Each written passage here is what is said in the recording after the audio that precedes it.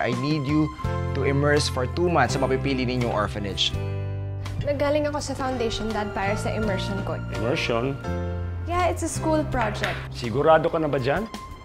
Baka hindi mo kayanin, wala kang yaya. Ang dami pala nila, no? Mga 12. Pagdating mo ron, huwag ka masyadong maarte sa pagkain, ha? Mamaya, umpisa mo na naman yung wag. Nakakahiya. Tikman mo itong sabaw na nila. Hindi na kasi! I'm gonna miss you, Dad. I'll miss you too. Ang dami-dami mong madidiscover pagpasok mo dito. Ate, babalik ka, ha? Kasi hihintayin din kita, tsaka sana mas madalas ka pa dito. Mama, wag mo akong iwan! Maraming mga istorya doon. Mga makukulay na istorya na dapat mong matutunan. Ayoko na dito. Daya-daya talaga minsan eh. Mami! Siguro, masarap magkaroon ng pamilya na uuwiwan pa minsan-minsan.